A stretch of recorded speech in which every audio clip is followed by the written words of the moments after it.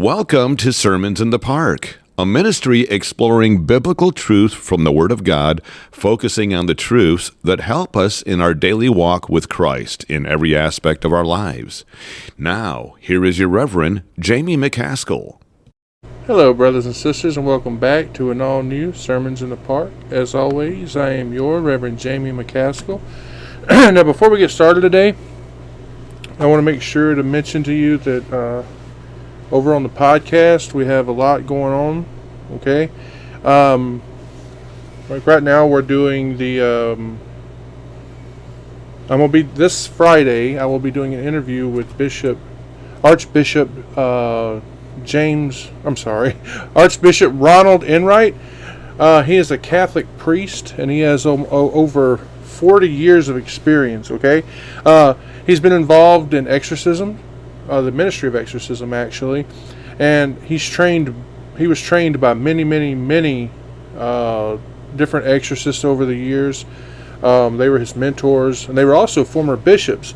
He has established the order of exorcists that's called the Sacred Order of St. Michael the Archangel. If you go over their site and you look through their exorcist directory, you'll actually find me listed in there. Him and members of the order are available by appointment for demonic investigations, exorcisms, house blessings, and other different religious rituals. Now, you can find their website's actually orderoftheexorcist.com. And he actually has a book coming out pretty soon. Actually, no, it might already be available, called The Exorcist's Secret Journal. You ought to do a search on that. I'm looking forward to getting me a copy. I don't have one yet, but it is one that I personally am looking forward to picking up and reading. So now with that out of the way, let's bow our heads and thank our Heavenly Father for all the great and wonderful gifts that He's given us. Heavenly Father, we come to You like we do each and every Sunday, like we should every day. I know many of us, we fall short in that, and we're sorry. We should thank You every day for even the fact that we wake up in the morning and breathe, that we have breath to breathe, that we have the energy to take our feet and move them out of bed and place them on the floor, because there are people out there who do not even have that. So we should all be very thankful. We should thank You for the gift of just life itself, for the fact that we have people to argue with. Even if we don't get along with them, we should still thank You for the fact that we can argue with them. There are people, many great and wonderful people here that You placed here in our lives, Father, for different reasons. We thank You for the opportunity to evangelize to people. Even if we fall short in that matter, we thank You for the chance to do it. Father, we bump into people every day that in that little moment might save their life. That moment that we distract them for 5 seconds might keep them from being in a car accident or a house fire or anything, and we thank You for just that opportunity. We love You, Father, and we thank You for Your Son Jesus, who came so long ago to die so that we can have this close relationship with You. And we thank You in His sweet and glorious name. Amen. So, if this is your first time tuning in to Sermons in the Park, either on the videos or the podcast, I want to make sure to let you know what we do here on Sundays. Now, over on the podcast, we touch on a lot of different things, like how this Friday I'm going to be, interviewing Archbishop Ron. We deal with a lot of different things over there. Like today, I actually did one on the Witch of Endor, where we just dove into her just a little bit more. A long time ago, I did one on Lilith. We deal with, I've done several several episodes on Saul and on Paul, and on, I'm getting ready soon to do one on Stephen. So I just want you guys to realize that the podcast is there. So on Sundays, what we do is we take a book of the Bible. Like right now, we're doing Genesis, right? And we break it down chapter by chapter, verse by verse, right? So here we are. We're in the middle, actually, of chapter 31, and if you haven't been tuning in, I offer you this opportunity now to pause If you're over on YouTube, you can go all the way back to the beginning of Genesis where I did an introduction. And then the next one was chapter 1, chapter 2, and so on and so forth until you get back. So once you pause right now, I promise I'm not going anywhere if you pause. I'll be right here waiting on you. And then come back when you get here and just pick up where we left off. Because here we are, like I said, we're in chapter 31. And as we read here, we'll be finishing up the chapter today. I want you to, while we're going along, I want you to keep in mind that the names that we're going to see, we have Jegar Sahadutha, which I know I butchered, and Gilead, right? Both of those actually mean heap of witness in Aramaic as well as in Hebrew. And then we see an expression in verse 41 that I want you to keep this in mind when you get there, because when we get there, I want you to keep in mind what I'm saying right now, and that is that this is not a benediction. And I'm sure that you believe that, because there's been many ministers that teach it. But no, it is a spoken curse. He says, may God destroy you if you cross this boundary. Now, also I want you to also notice that after this, we never see Laban again. In fact, this is the last contact that the patriarchs have with their homeland and their relatives. So let us go on and turn back to where we were last week, Genesis chapter 31, and we're going to start. We're not going to read the whole chapter again. We're going to start at yeah, it's a long one, right? We're going to start at verse 32, and we're going to read the rest of the chapter, which is to verse 55.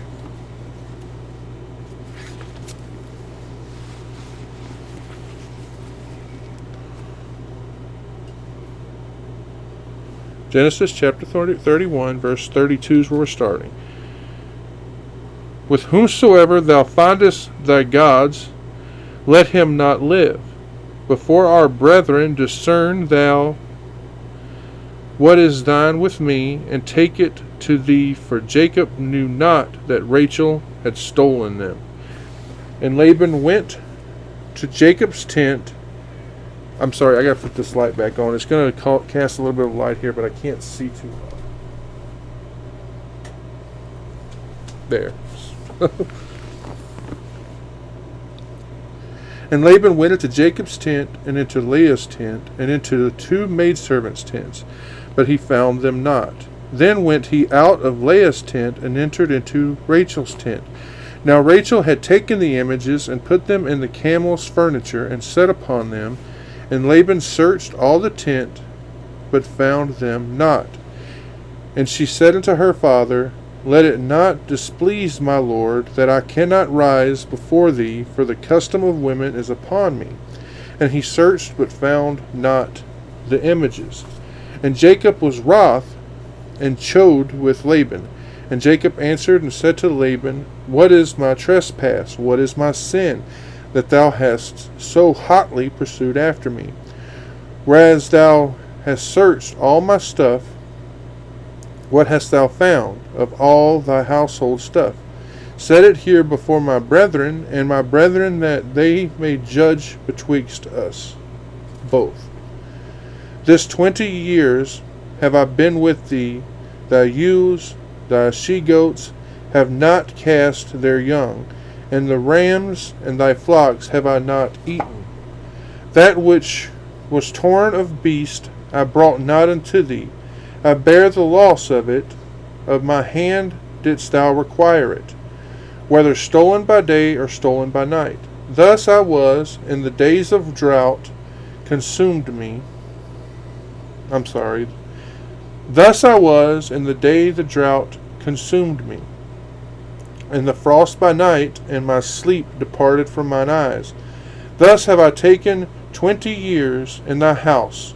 I served thee 14 years for the 2 daughters, and 6 years for thy cattle, and thou hast changed my wages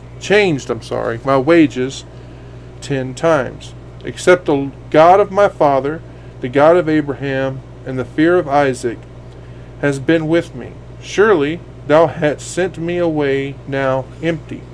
God hath seen mine affliction and the labor of mine hands, and rebuked thee yesternight.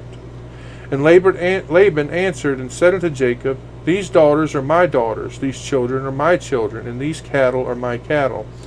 And all that thou seest is mine. And what can I do this day unto these my daughters, and unto their children, which they have borne? Now therefore, come thou, let me make a covenant, I and you, and let it be for a witness between me and thee. And Jacob took a stone, and set it up for a pillar. And Jacob said unto his brethren, Gather stones. And they took stones, and made a heap. And they did eat there upon the heap. And Laban called it Jegar Sahadutha, but Jacob called it Gilead. And Laban said, This heap is a witness betwixt me and thee this day. Before was the name of it called Gilead. And Mizpah, for he said, The Lord watch between me and thee when we are absent one from another. If thou shalt afflict my daughters, or if thou shalt take other wives beside my daughters, no man is with us. See, God is witness betwixt me and thee. And Laban said to Jacob, Behold this heap, and behold this pillar, which I have cast betwixt me and thee. This heap be witness, and this pillar be witness, that I will not pass over this heap to thee, and that thou shalt not pass over this heap and this pillar unto me for harm. The God of Abraham and the God of Nahor, the God of their father, judge betwixt us. And Jacob sware by the fear of his father Isaac. Then Jacob offered sacrifice upon the mount, and called his brethren to eat bread. And they did eat bread, and tarried all night in the mount. And early in the morning Laban rose up, kissed his sons and his daughters, and blessed them. And Laban departed and returned unto his place. So what we usually do, right? After we read, we go back to that first verse that we read, we reread it, and we break it down. So, verse 32 says, right? So let's read that. With whomsoever thou findest thy gods, let him not live. Before our brethren discern thou what is thine with me, and take it to thee. For Jacob knew not that Rachel had stolen them. So it starts off with what? It says, With whomsoever thou findest thy gods, let him not live. Now this is Jacob talking here. And he's actually answering, what Laban asked him. Because, like I said, as we know, Jacob didn't know anything about him. He didn't know that his wife stole him, right? And so he was safe. He was safe when he says this. He was confident that no one that was with him took him. But honestly, in my opinion, he's very rash for saying that, because you see, he's given Laban leave to kill whoever he finds them with, right? And even worse, because he's saying that the person should be put to death, by the hand of God, right? Seriously, he says it. He says, may he not live. And if you don't live, then what do? You die immediately. Before their time, because that's what the Targum of Jonathan puts it. He goes on to say, Before our brethren discern thou what is thine with me, and take it to thee. This would not only be, those idols, okay? This is also the goods. His cattle or whatever it is he finds in the tents or flocks. Anything that belonged to Laban. He was telling him, hey, you're welcome to take it. And we see that he's declaring this before those men that were with Laban, who he considers his brethren, the ones that Laban brought with him. Like I said, he calls them our brethren. These were his kinfolk, right? His neighbors. He's appealing to them to be a witness that he's being honest. And of his integrity, and the fact that he's dealing with him fairly, because he is conscious of the fact that, hey, I didn't take anything. I didn't take anything that belonged to Laban. Then we see what? It says right there, it says, for Jacob knew not Rachel had stolen them. You know, the items that were stolen were, of course, those images, those idols. I think if he knew, because who it was, because it's Rachel, right, he would have spoken just a little bit more carefully. Like I said, he's saying this before he even knew Rachel took them. He didn't know she took these false gods at all. So, let's go look at verse 33 now. It says, and Laban went into Jacob's tent, and into Leah's tent, and into the two maidservants' tents. But he found them not. Then he went out of Leah's tent and entered into Rachel's tent. We see him enter whose first? He enters Jacob's tent first. The verse says it. It says, and Laban went into Jacob's tent. He entered it first. Why? Because, well, he thought that this is where he's going to find them. Thinking that he took them. You know, not because of their value. He's doing it out of contempt. Okay? Now, then it says, and into Leah's tent. Now, this doesn't mean that he went into it next, but it's just mentioning it next because, you know, that's who he thought might have taken them, you know, to venerate them, right? And then it says what? It says, and into the two maidservants' tents, meaning, of course, who? Bilhah and Zilpah. I also think they're mentioned together as the tent, right, of them, because most likely they shared a tent as a way of showing that they were not his principal wives, if you will. Anyway, the verse says, but he found them not, meaning he didn't find them. He didn't find them in any of the tents that he looked so far. And then the verse says this, then he went out of Leah's tent and entered into Rachel's tent. So he goes to Rachel's tent last. I think that this shows us that this right here was the one person that he least expected would have taken it. Maybe she was the least, maybe either she was least addicted to idols, you know, and superstitions. Maybe, right? Now, Ibn Ezra believed that he may have gone into Leah's tent twice, and that, you know, this was after that second time. He also believed that Jacob's tent was between Leah and Rachel's tent. Again, remember, we can clearly see in the Old Testament that men and their wives slept in different tents, or as they were called back then, apartments. And as we read on, I want you to bear in mind that one dishonest deed will always need more and more dishonesty and trickery to cover it up. Just think about, like, when somebody lies.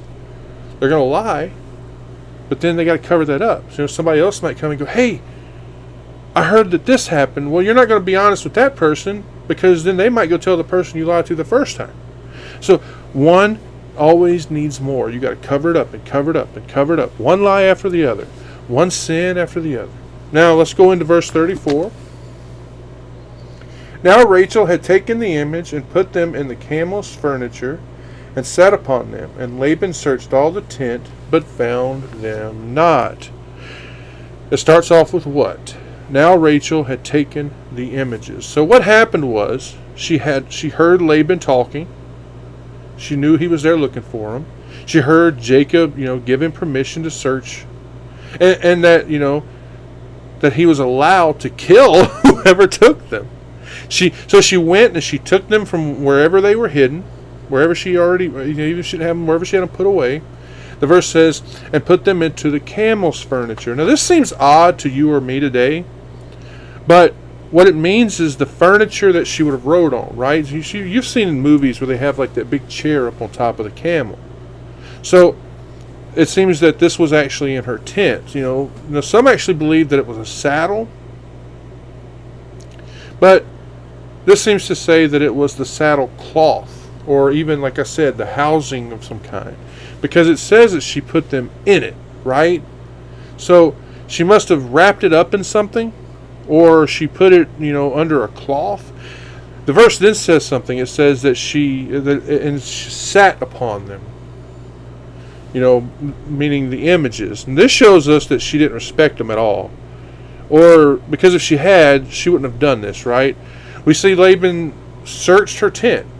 He searched everywhere but where she sat.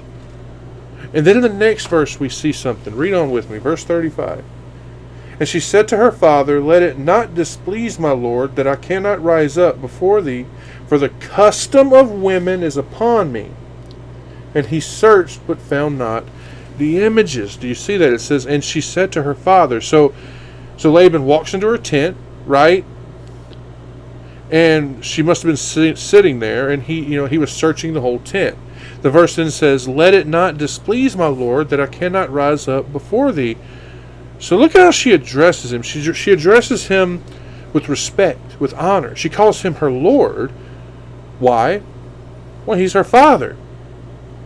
Even if he was unkind, he was still her father. This is something we should all learn, because a lot of kids are very disrespectful to their parents, and they shouldn't be. You should always honor your parents. It's in the Bible. It's in the Ten Commandments. Honor thy mother and thy father. So she calls him Lord because he's her father. Like I said, even though he was unkind to her, he was still her father. She speaks to him, telling him not to be displeased, but that she doesn't stand up. And she says that it's her showing, when she says that, it's her showing him respect, right? And here's you're going to see why I'm kind of stumbling, because I was trying to avoid this, because it says that for the custom of women is upon me. Do you know what that means? Ladies, you probably are getting kind of a hint. She's telling him in a very, very respectful way that she's on her cycle. Back before the laws of Moses, when a woman had that, was considered pollution. You're not supposed to touch her. You're not even supposed to come near her. Not only that, but whatever that woman sat on was considered unclean, and it shouldn't be touched. And I'll show you. Look at Leviticus chapter 15, verse 19. Let me lean over here where the light is.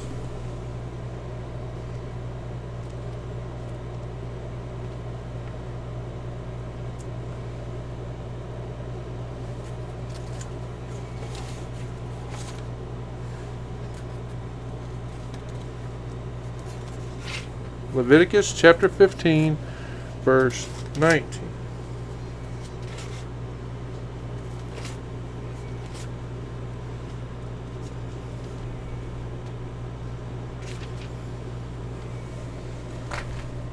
And if a woman have an issue, and her issue in her flesh be blood, she shall be put apart 7 days, and whoever toucheth her shall be unclean until the even. Right? The verse says, back to where we are in Genesis, and he searched, meaning that he looked all around her. But again, he did not make her get up, though. There's no way that he would have expected her to put that idol underneath of her. Okay? The verse goes on to say, but found not the images. So he stopped looking. Also, if you look, he never searches near the cattle at all. We don't read that, do we? He knew Jacob was honest. Now, when you look here in these verses, you can see that he cared. He cared more for those idols than he did the lives of his own daughters. Right? If he found them, I have no doubt that he would have killed her. Rachel is committing another sin here. She lied. She lied to cover up her sin of theft. Jacob had already spoken death on the one that the idol was found on. Now, whether or not Rachel worshipped them, I don't know. Did she want them for the value of the money? I don't know. Did she do it to anger her father? I don't know. And guess what? We will never know. But we will see that not only did it provoke Laban, it also angered God. Verse 36. And Jacob was wroth and chode with Laban, and Jacob answered and said to Laban, what is my trespass? What is my sin that thou hast so hotly pursued after me? Right there at the start we see, and Jacob was wroth and chode with Laban. Now that he answered Laban's questions, now that Laban searched and found nothing, right? Jacob got his courage back, right? Sorry, my eyes are like dry. He got his courage back. He was a little high-spirited, if you will. And now that it was his turn to speak, he's hot, right? Now he does get a little carried away, okay? He goes a little bit too far, but there's still no excuse for his sin and his weakness. But his reasoning is strong and nervous. His reasoning is very strong and pathetic. In his temper, he shows his wrath. He shows his resentment, right? The verse says, and Jacob answered and said to Laban. Remember, Laban was the one that accused him. He accused him of doing a very bad thing. So he asks him, he says, what is my trespass? What is my sin? He's asking him, hey man, what did I do to offend you? What sin have I committed against God or man? The verse goes on to say, that thou hast so hotly pursued after me. I think it's pretty obvious. Laban moved very quick to get on that trail. He moved very fast. He chased them down. And he had a big party of people with him. Like Jacob was a thief or a robber or even a murderer, right? Verse 37. Whereas thou hast searched all my stuff, what hast thou found of all my household stuff? Set it here before my brethren and thy brethren, that they may judge betwixt us. I love this. I love it, because he tells Laban to set it all out. Set it all out right here where everybody can see it. And judge betwixt us both. You see, it was the theft that Rachel committed, as well as her, covering it up. Her dishonesty, that's what caused all of this. All this conflict between her husband and her father. Now the only thing that will resolve it is judicial inquiry before witnesses. So Jacob was straight out, man. He was upset. So let us try to take this verse here and let us put it into some of that Louisiana speech. I want to see if I can make it easier for you to understand. Okay? He said, show everyone here what you found. And if you did not find anything, shut up about it. He wanted him to allow the servants to be the judge. In the next few verses, Jacob, he registers his complaint that he had unfairly experienced all the losses that an owner would have, and that he also experienced all the discomfort in fulfilling all of his responsibility. He also tells them, he tells them that if it were not for God, Laban would have taken everything. Verse 38. This 20 years have I been with thee, thy ewes and thy she-goats have not cast their young, and the rams and thy flocks have I not eaten. Look at that. 20 years have I been with thee. Do you realize what that means? That means that Jacob would have been 97 years old at this point. The verse then says, thy ewes and thy she-goats have not cast their youngs. I think that it should say very few of them. You see, it's a very rare case for them to be abortive, if ever. This, though, was because of the blessing of God, for the sake of Jacob and under God, right?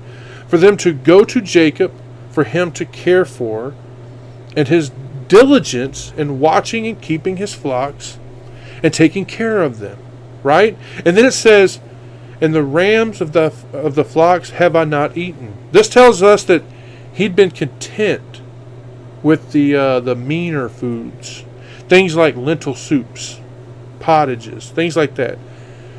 We can see the exact opposite when we look at Ezekiel 34:3.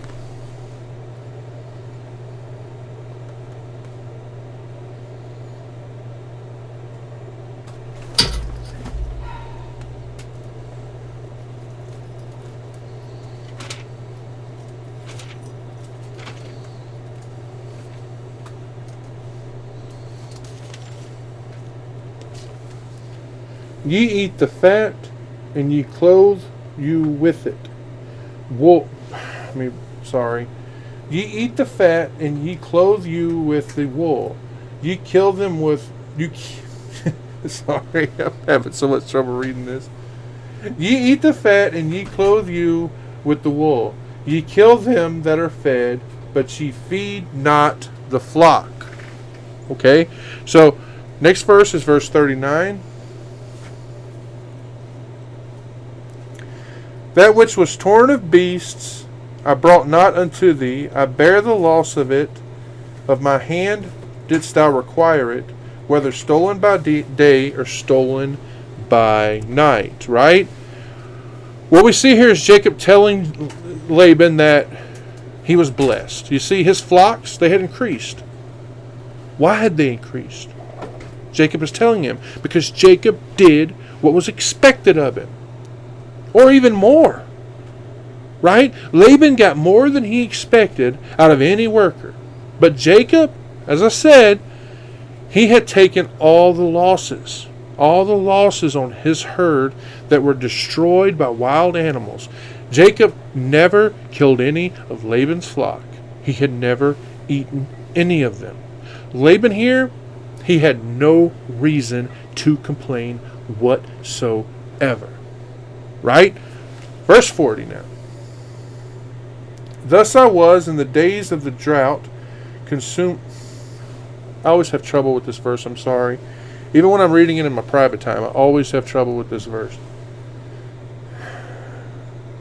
Thus I was in the day the drought consumed me, and the frost by night, and my sleep departed from my eyes. He says, thus I was. He's saying that this was the situation that he found himself in, as well as the uncomfortable plight that we're about to read about, right? In the day the drought consumed me, and the night by, and the frost by night. The head of the daytime was scorching him. And then, or I should say the heat. Why did I say the head? The heat of the daytime was scorching him, okay? And then it got really cold at night. Anybody that lives in a desert will tell you, it's really hot during the daytime, but then it gets really cold at night. And it will actually cause frost. And that's what he's saying here, that the frost pinched him. It's taking place in the different seasons of the year. The heat in the summer, right? And then we have the cold in the winter. Because excessive heat in the daytime, it's sharp, right? And then, of course, the frost at night, that would take place during the same season. Laban did not allow Jacob the convenience of clothing. That's how it sounds to me. Or maybe he didn't even give him a tent to sleep in. Other shepherds, they would have had this. But look what Jacob says.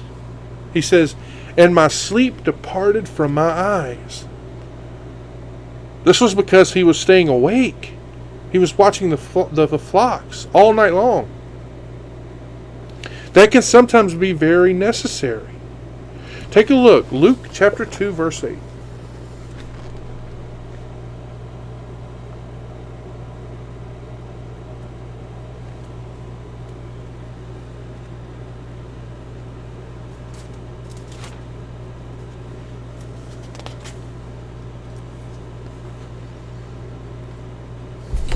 Sorry.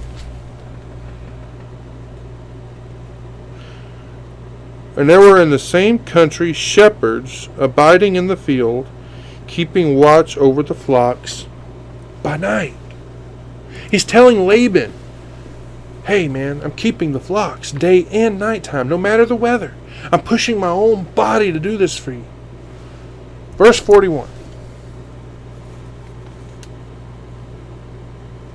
Thus have I been 20 years in thy house. I served thee 14 years for the 2 daughters, and 6 years for thy cattle. And thou hast changed my wages, what? 10 times.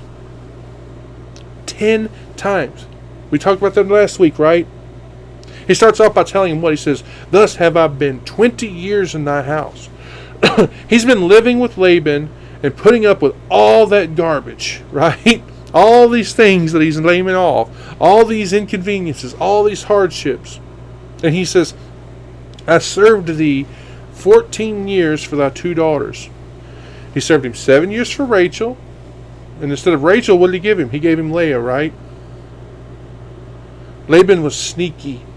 And then because he still wanted Rachel, he served yet another 7 years. And he did it for her. But no. You see, Laban, he should have given them to him with a dowry as well. Remember, Jacob was the heir of Canaan, not some servant. Then we read what? We read, and 6 years for thy cattle. As many of them, that were produced from a flock of white sheep that were spotted and speckled and ring-staked or brown, whatever. Then we see, and thou hast changed my wages 10 times. We read about that last week in verse 7, remember? This was the first time that we see Jacob actually mention how long he labored for Laban. 20 years. That is a long time. He also reminds Laban that Leah and Rachel no longer belong to him. Neither do those cattle. Jacob owed him nothing. He had fulfilled his part of the bargain. This right here is Laban wanting to go back on that deal. That's all this is. That's all this is. Verse 42. Except the God of my father, the God of Abraham, the fear of Isaac, had been with me, surely thou hadst sent me away now empty. God hath seen mine affliction and the labor of my hands, and rebuked thee yesternight. Now, for here where it says the fear of Isaac, we also see this same thing in verse 53. It says the fear of his father Isaac. This was another one of God's divine names, and it signifies Jacob's identification of the God who caused Isaac to show him reverence. Read it again. Except the God of my father, the God of Abraham, the fear of Isaac had been with me. Now, I've seen some people get confused. And I want to I'm going to try to clear this up. This is the one true God. And that is what it means. Who was the God of his father Isaac? And before him, who was the God of Abraham? And even now, who is the fear of Isaac? Who did he fear? Who did he serve with reverence? The same one at this time he was the worshiper of. The one true God. He says that if it was not for his father's God being beside him, protecting him, preserving him, blessing him, allowing him to prosper, then surely thou wouldst have sent me away now empty. He's saying that Laban would have come at him with some force and taken it all back. His wives, his children, his servants, his cattle, everything. He says, God hath seen my affliction and the labor of my hands. God saw what Laban put him through. He saw how hard Jacob worked for Laban, feeding his flocks. So, when you break all this down, okay, Jacob is telling Laban that if God had not given him that dream, he knows he would have come into his camp with a large group of men and would have taken away his daughters, taken away all of Jacob's animals, everything, by force. God protects his own, without exception. Jacob was divinely protected by God himself. Amen? Verse 43. And Laban answered and said unto Jacob, These daughters are my daughters, these children are my children, these cattle are my cattle, and all that thou seest is mine. And what can I do this day unto these my daughters, and unto their children, which they have borne? We see Laban's answer, don't we? What's it start off with? And Laban answered and said unto Jacob. Notice, he doesn't deny the truth. He also does not acknowledge any fault. Did you see him ask for forgiveness? No. But doesn't it sound like he was convicted in his conscience? He pled his case, but we only see him grasping for straws. He says that all of this, all of it, was his. He says, these are my daughters. He's saying that even though they were Jacob's wives, they're still his own flesh. His own flesh and blood, which is true. He's saying that they're dear to him. He's pretending to have natural affection for them. He goes on to say, and these children are my children. They're his grandchildren. True. He's saying he loves them. These cattle are my cattle. Now, this can be confusing. If you go into the Targum of Jonathan, you'll see it say, of my cattle, meaning that they came from his cattle. And, yeah, that's true, right? The verse goes on, and all that thou seest is mine. He's bragging, isn't he? He's bragging. He's saying, am I not generous to not demand it back? The verse then says, what can I do this day unto these my daughters and unto their children which they have borne? This right here, when I read it, what I'm hearing, I don't know about you, what I'm hearing is I cannot hurt them. I cannot do something bad to them. I would let them have everything. When we look at this verse, it's easy to see what Laban felt. He felt that everything and everyone there belonged to him. He's saying that he would not take any of it by force because he loves Rachel. He loves Leah. He loves his grandkids. But you see, the real reason, right? We know the real reason. Because God stepped in.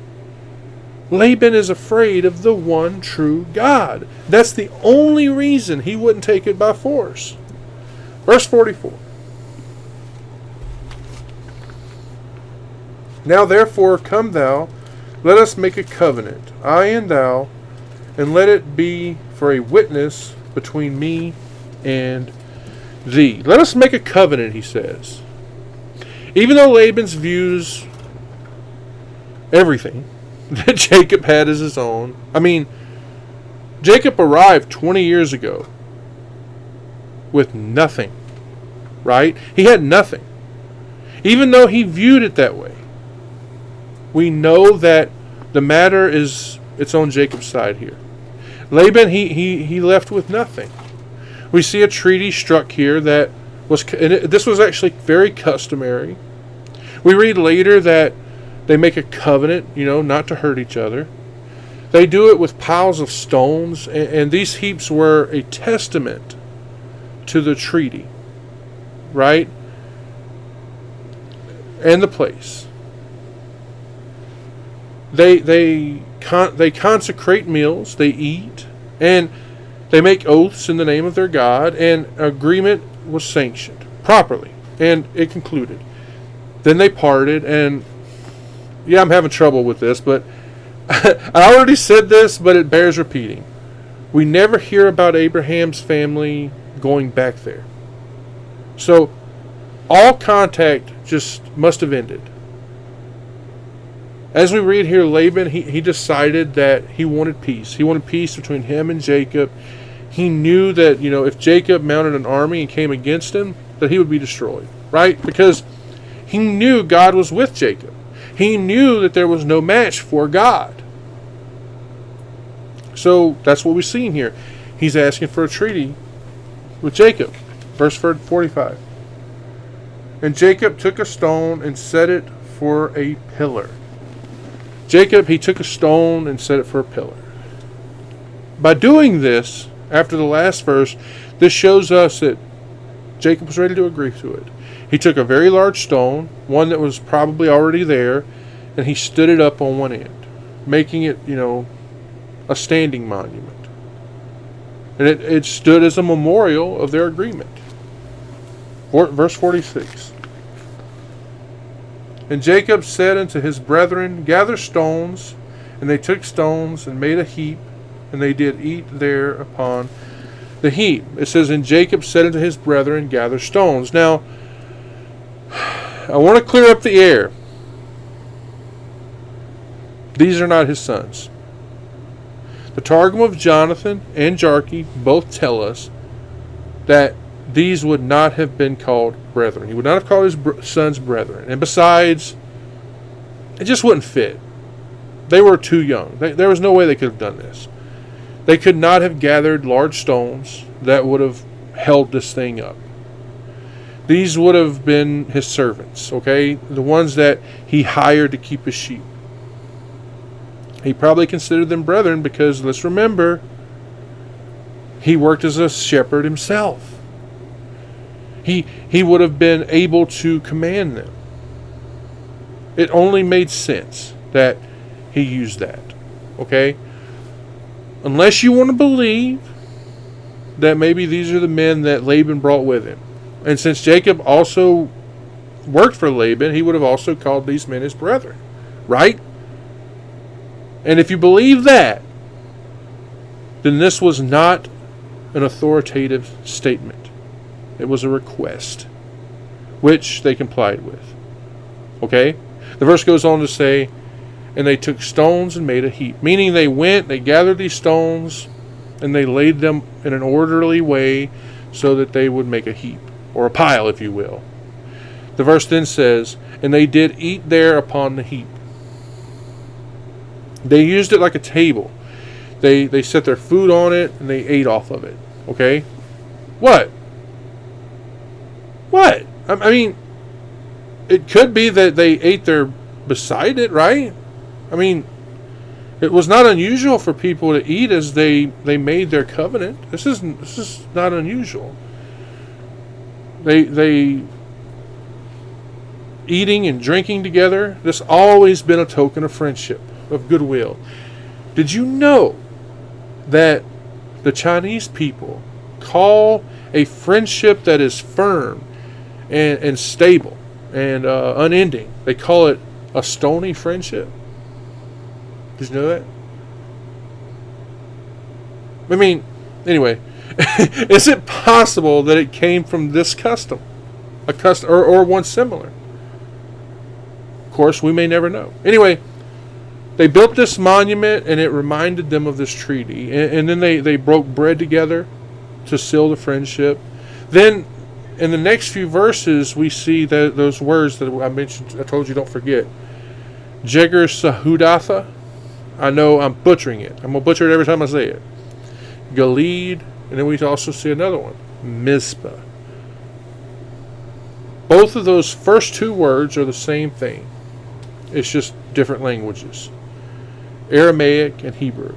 And they both mean, like I said earlier, heap of witnesses. And then we have that last word, Mizpah. Mizpah means watchtower. Verse 47. And Laban called it Jegar Sahadutha, but Jacob called it Gilead. Laban, it says, called it Jegar Sahadutha. Now this is the name of the place in Syriac and Chaldee language. It means a heap of witnesses, because let's remember, these stones were meant to be witnesses to that covenant that they made. And then Jacob, it says, called it Gilead. Now, this was a Hebrew word, and it means the same thing, a heap of witnesses, or a heap the witnesses. And this is for the same reason. Like I said way earlier in chapter 25, Laban was a Syrian. So he would have spoken the Syrian language. Jacob, he's a descendant of Abraham. He's a Hebrew, and he spoke Hebrew. So They named it in their native tongue, so the people from their lines would also understand the meaning. Even though they're not very different, right? As we have seen, they understand each other. So they must have at least be a dialect of the same language, I'm guessing, right? Verse 48.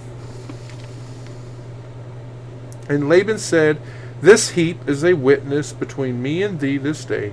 Therefore was the name of it called Gilead. So it starts off with, And Laban said, This heap is a witness between me and thee this day. Meaning, they were witnesses. The rocks and stones were a witness of this covenant.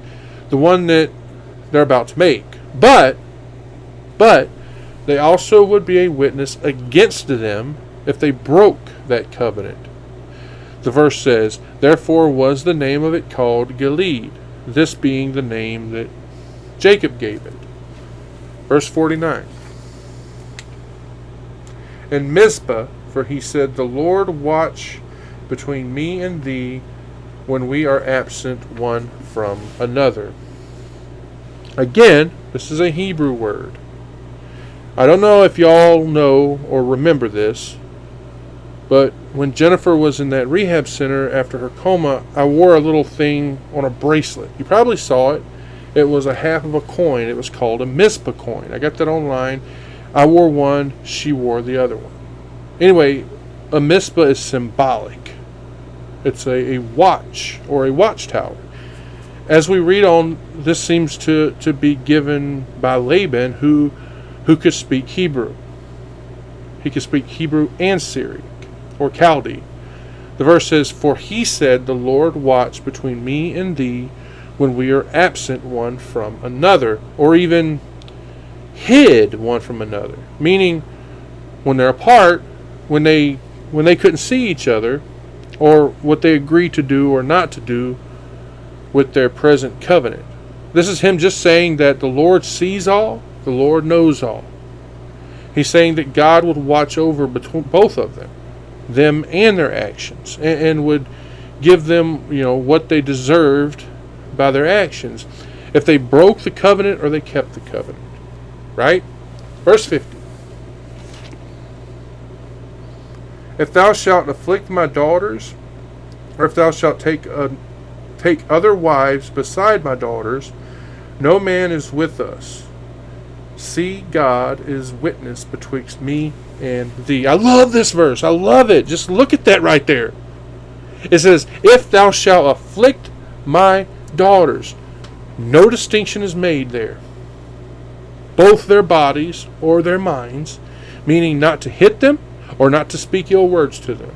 Also, he cannot withhold things from them. Things that they need. Things they need to live, like food and water, clothing, whatever. The verse says, Or if thou shalt take other wives besides my daughters. Well, that would hurt them, wouldn't it? I want you to look at something. I don't care what you think. It hurts them. When you cheat on your wife, no matter what, it hurts them. Leviticus 18:18.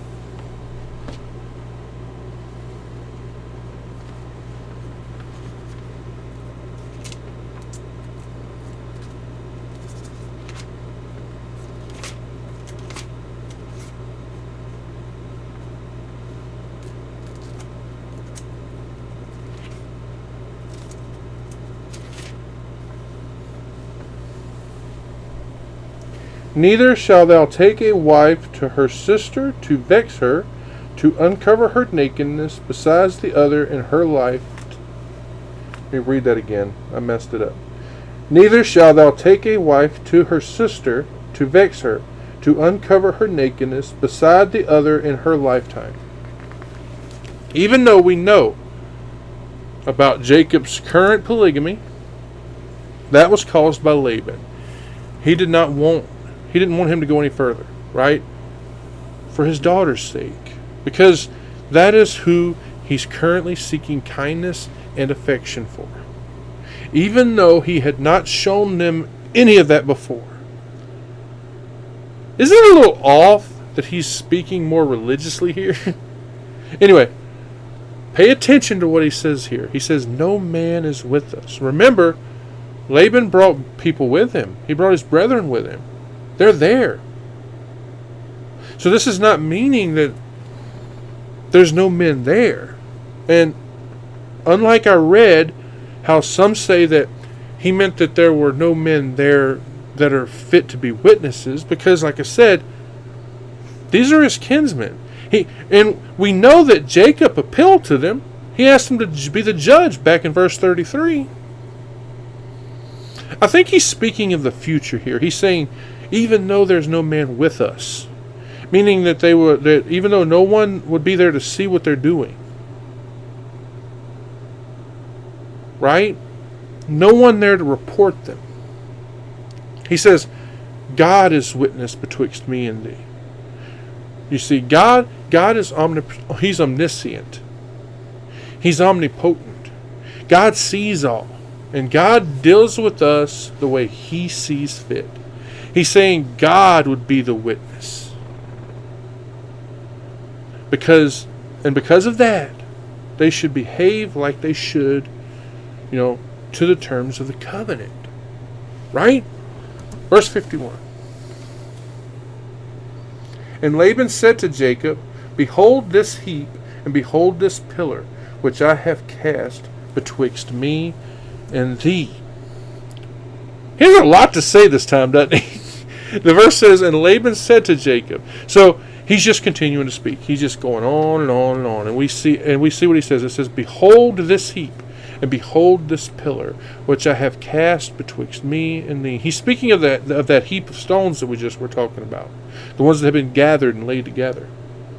And, of course, the pillar that had been erected by Jacob. And again, notice how cocky Laban is? He's taking credit for all of it. He's saying that he's the one that erected it. Unless there was another pillar there that Laban had erected, but when we look at the Samaritan version, we look at the Arabic version, what do we read? We read, which thou hast seen and said. That's the same as we see back in verse 45. Okay? Back in verse 45, what did it say? And Jacob took a stone and set it up for the pillar. So, take it how you will. Laban's either taking credit or the Samaritan and Arabic versions where he's saying Jacob did it. Verse 52. This heap be witness, and this pillar be witness. And I will not pass over this heap to thee, and that thou shalt not pass over this heap and this pillar unto me for harm. This heap be witness. This is fitting to the name they both gave it. The verse then says, and this pillar be witness. Well, this was set there for the same reason, isn't it? So let's continue on. That I will not pass over this heap to thee, and that thou shalt not pass over this heap and this pillar unto me for harm. Now, this is not saying that these were boundaries of the country, okay? It doesn't mean anything like that. No, because neither of them owned the land. This is not saying that it was a breach of the covenant for them to cross over their boundary to enter into their lands. It's saying that they will not hurt each other. Notice, Laban told Jacob that if he hurt his daughters in any way, the deal's off. They set up boundaries that neither can cross. They cannot war with each other, okay? And God was their witness. Verse 53. The God of Abraham and the God of Nahor and the God of their father judge betwixt us, and Jacob sware by the fear of his father Isaac. Look what he says here. Who does he mention? The God of Nahor.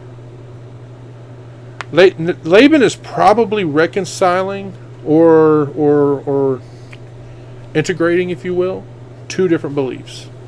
He's paralleling the God of Abraham and the God of Nahor and Terah, his brother and father. And then he elicits Jacob using that fear of Isaac, a reference to the one true God, because he cannot give credence to Laban's religious illusions, can he? They're swearing by the one that they worship. We know who the God of Abraham was. But let me remind you something. Something you might have forgotten if you, or maybe you didn't go watch all my videos so far. Abraham's father was an idolater. We have no idea who Nahor worshipped, but Jacob swore by his father Isaac. Verse 54.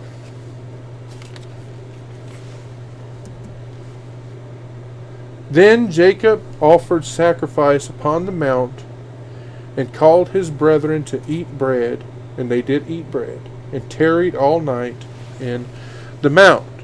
So we see here at the start it says, then Jacob offered sacrifice upon the mount, meaning on Mount Gilead.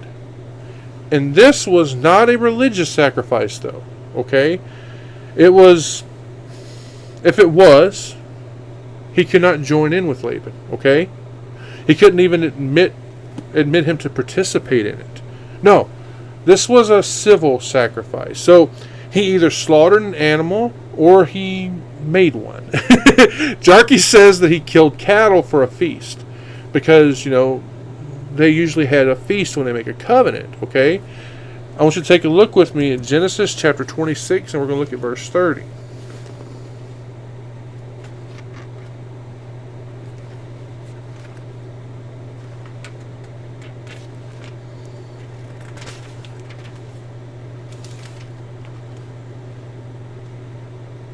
And he made them a feast, and they did eat and drink.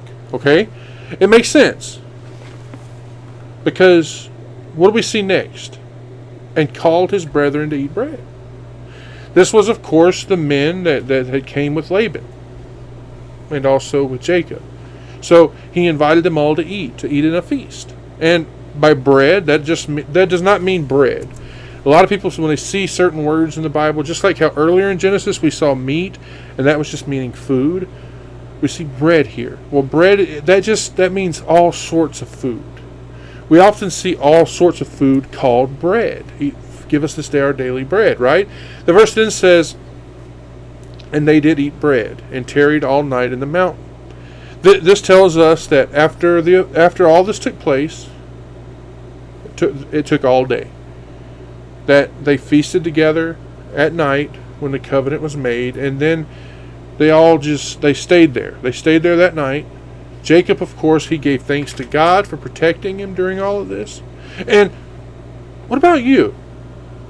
What about you? When's the last time that you thanked God for all of his goodness?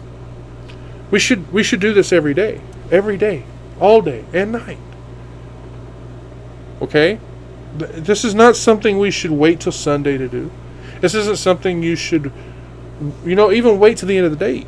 I mean, you should thank God when you wake up in the morning because, hey, I'm awake. I got energy. I can stand. I can walk. I'm not sick. And even if you're sick, thank him that you're sick. Amen. Thank him for your food.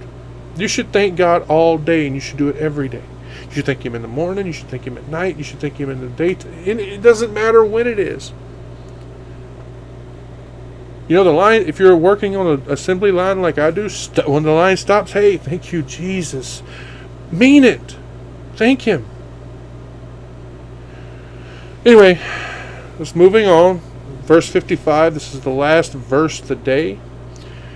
And early in the morning, Laban rose up and kissed his sons and his daughters and blessed them. And Laban departed and returned unto his place. The verse starts off with, and early in the morning Laban rose up. So Laban woke up in the morning. He got up early. He prepared to head home. The verse says, and he kissed his sons and his daughters. So he went and he said goodbye. He gave kisses to Jacob and his sons because, Jacob's sons were his grandsons. He also kissed his daughters, Rachel and Leah, as well as Dinah and his granddaughter. This was a custom. It was a custom of relatives and friends in those countries, during this time when they would part. The verse then says, and blessed them. So he wished them, he told them, I want you all to be happy, right? And then we see, and Laban departed and returned unto his place, meaning he went home. to the city of Haran. And I think I told you this already, and I may have said it several times. We don't hear about Laban again. After this is it. Not even, we don't even see when he dies. We only see Jacob mention his name one more time, and that is in Genesis chapter 32, verse 4, when it says, "And he commanded them, saying, Thus shall ye seek unto my lord Esau. Thy servant Jacob saith this, I have sojourned with Laban, and stayed there until now." That's it. That's the last time. Anyway, Laban, he's satisfied here. He kisses his family goodbye, and he goes home. And I think this is a perfect ending, right? This is the last verse of the day. Like I said, that's the perfect ending. Because I get to say Happy Memorial Day to all of you. I know Monday is Memorial Day, at least here in the United States. I know I've got a few people who listen outside of the U.S. Tomorrow, Monday is Memorial Day. So I want to make sure to say Happy Memorial Day to all of you. If you haven't already, go back, like I said, Friday or Saturday, because I'm recording this Saturday night. Saturday morning, I recorded an episode on the Witch of Endor. So I invite you to, if you're over here on the YouTube, BitChute or Rumble, I invite you to go to the podcast, guys. There's so much over there. Go to any podcast service except for Google, who won't let me on there for some reason, and do a search for Sermons in the Park, and you'll find us there. I did so much. I just did that one on the Witch of Endor, and I think you'd like that one. Go take a listen to it. I do deal with some subjects that, I know people don't like hearing, but don't forget, guys, I use the Bible as my entire basis for everything I say. You can find it all in there. I give you guys verses to go find it. I did the one on the Witch of Endor. I did the one on marijuana. I've done a lot of different ones I know you guys will enjoy, because, like I said last week, sometimes you guys ask me about something. I've already done a podcast on it. Go listen to the podcast. I've got you got sources there. And then don't forget, like I said, Friday we'll be interviewing Archbishop Ron. Can't wait to talk to him. As me and him, we've known each other for a little while, but we haven't really had a deep conversation. So I'm looking really forward to talking with him and recording that for you guys to listen to here on the podcast. So thank you all for joining me here. I pray the Lord continues to bless and keep each and every one of you, and I'll see you all here next time. God bless you. I love you all.